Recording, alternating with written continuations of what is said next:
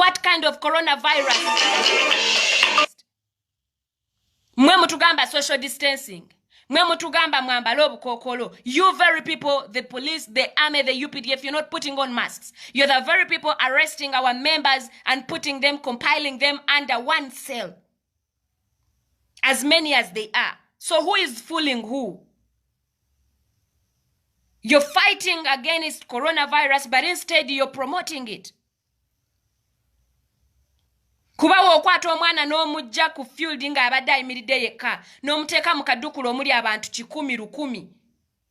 Now who is promoting coronavirus? Who is fighting against coronavirus? You know?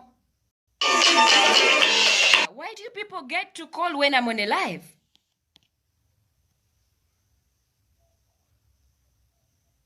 NBS etugambye we are spreading COVID-19. But then just imagine you get me from my home and then you put me in a cell of Jesus. Can't you people call after the live?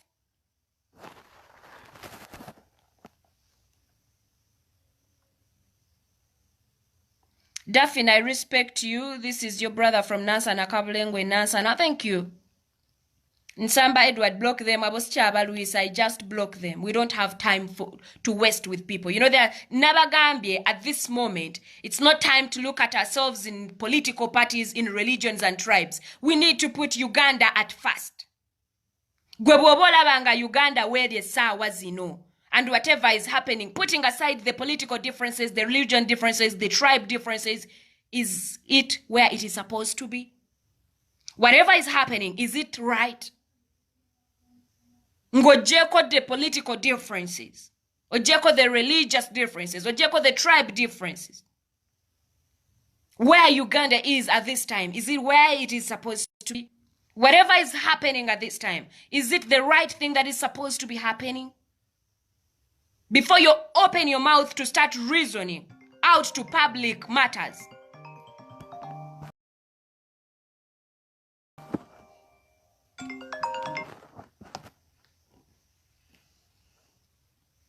Samuel, okay, you're welcome.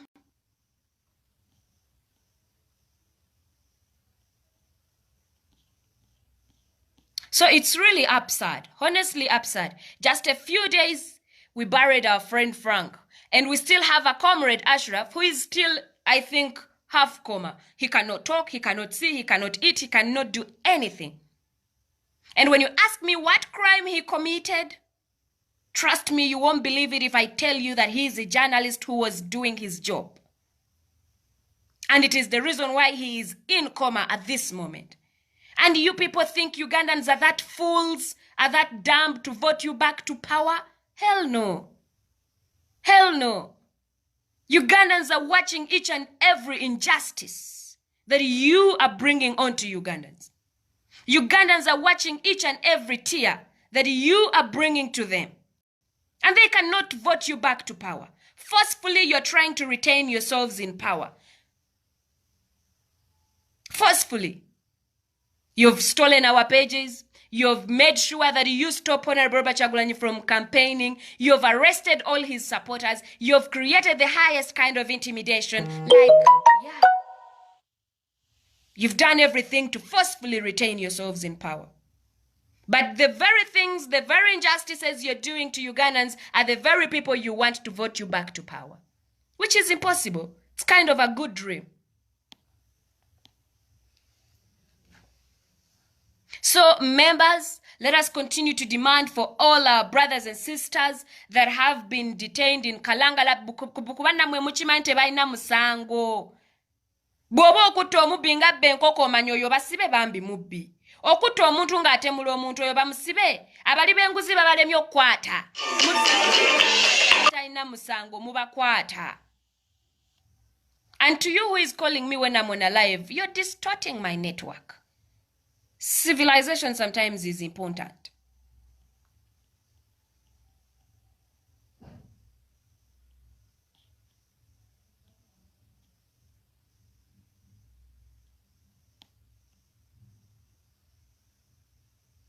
You're one of the million ladies who can come out and speak the truth.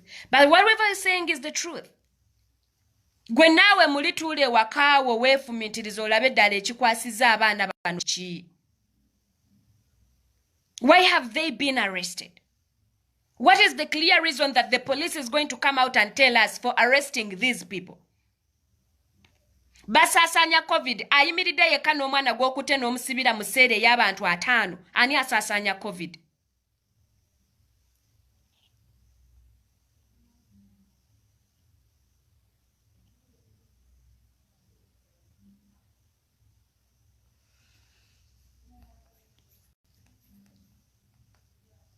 Well done, Mama Africa. Is our president safe? We're praying so. President's team Jendiko president's team abaana babakutte bangi. Very many. And okay, fine, waliwo okukwata omuntu ng'okyomukwatirwa kiraba. But what reason do they give for arresting these people? What reason if Enanga was to face the microphone and tell us the usual lies? What lie is he going to give for arresting these people?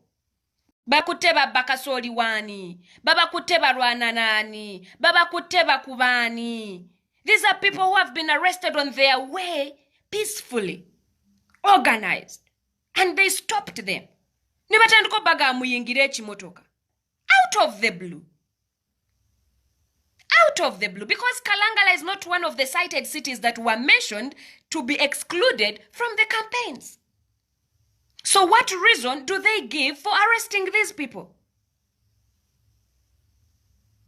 Kuba abaana be bakwata banna Uganda. Ne bw'oba tolina gw'omanyiko ku baana abo be bakutte. But you were Ugandan. Amazima gasigale nga mazima. What crime have these people committed?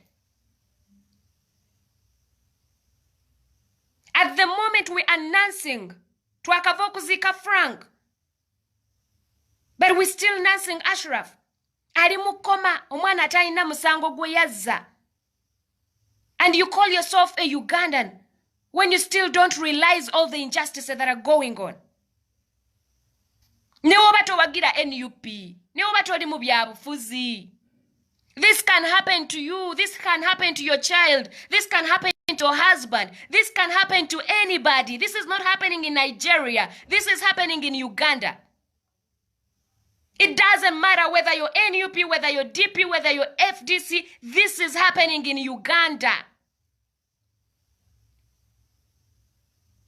Biri mukutuukawo mu Uganda. They are happening in Uganda. Who knows if you're next? Who knows if your child is next? Who knows if your husband is next? So is this what we want for Uganda?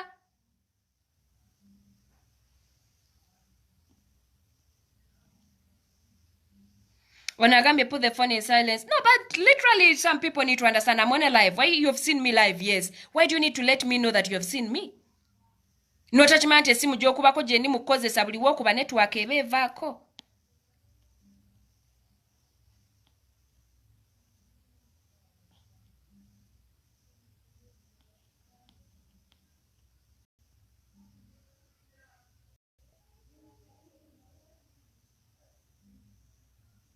Ono agambye yasama, but don't forget to come back and vote. I think wano gwali mukwasama.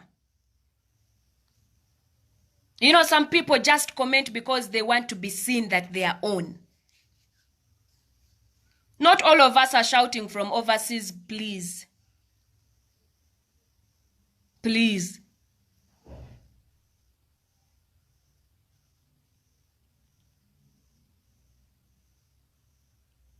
Gabi, thank you so much. Banange president is safe. Okay, thank you. Definitely you may need more camera people in case they don't release them soon. We need to demand for them. Kubate baina musango. Let them present them to court and we hear what they have committed. Musango chigwe baziza. That is how far Uganda has gone. It is now arresting people aimlessly. Just because they want to retain themselves in power, they are doing things at the expense of Ugandans. Ugandans want change, but they want a peaceful transition. Ugandans want change, but they want it peacefully. At the end of it all, elections are not here to stay. This is something I want to tell you, fellow youth. Nammwe be bakozesa bakadenge be bakozesa okukola ebyekisiru. You small boys who they use to hack pages, they use you. Elections are not here to stay. Temwemalamu. Elections are not here to stay. It's just a period that comes once in a period of 5 years. Techikuttisa muganda wo. Techikwemazaamu. Obwo obusente tebusaana kubeezaawo myaka 5.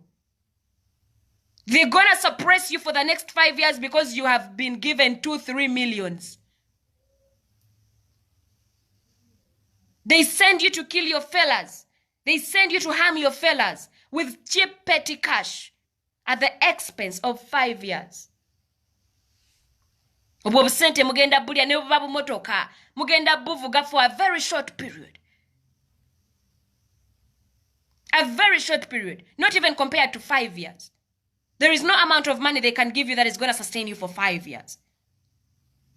But you know, when you get the freedom, you get it forever. They are using you. Baba sente bu petty cash. 2 millions, 5 millions, bu millions kumi petty cash. And they use you to hack pages. They use you to insult other people in the media. They use you to do a lot of nonsense at the expense of fellow Ugandans. You forget elections are not here to stay. And in us you shall return. Even you, the policemen that are brutalizing our children, our husbands, our mothers, our sisters. To us you shall return. Muffe mwe mugenda okudda. Ate nga baali babatuma baali nyadde ennyonyi bagenda. Muddamu asayiramu. In us you shall return.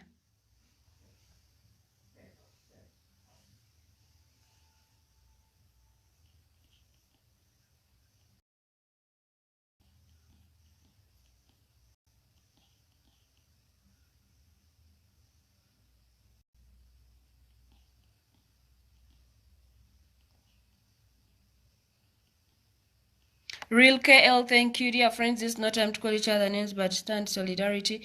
We need to demand for our brothers and sisters a number, nene. There are over 50 people that have been arrested for no good reason. For no good reason. At this time, I don't want us to reason in capacities of our political parties, of our religions, of our tribes, of our friends, of our relatives. I want us to reason in capacity of Ugandans. Tuli banna Uganda. Let us enjoy our country. Let us free exercise our rights. Let us learn to live with each other, even with our differences. Ngoli wa DP naye ng'ombongako. Ngoli wa FDC naye ng'ombongako. It is okay to live with our differences in harmony. It is so much possible. It is so much okay.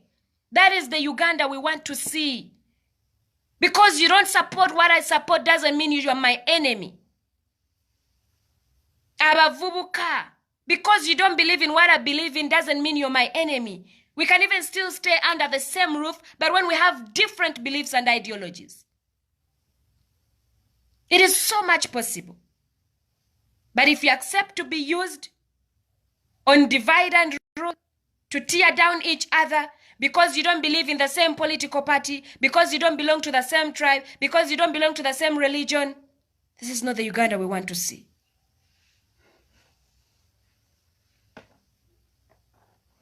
Onagambia, how is Ashraf? Ashraf is still in that state. Tayogera, talaba, taina chasobola kwekolera. He is still in that state. More of our prayers are needed. More of our support is needed. And I know we can do this together. Nechirala mwenna abayimiriddewo naffe, thank you so much for standing in solidarity with us. We've been hacked, but finally today eno page tugeze Facebook naye erabyenga mazima. It belongs to us, not the thieves. Era nga tugendagenda mpola tukakasa ensi nti bano babbi ne page bazibba n'obupale ku waya babubba. They are stealing anything. They've swindled everything. Tebakyalina kye babba kati page ze babba. Babbye buli kiramu. To the extent omuntu w'otuukira ogamba nti obba page ebyokubba biba biweddeyo. They've stolen everything. They're at a point where they cannot steal anything. They've come for pages. They're at a point where pages zibalemye kati bakwata bukwasi bantu for no reason. Now they are going to reach at a time where they will start killing people for no reason. Balemeddwa okufuna ensonga ekakasa Uganda.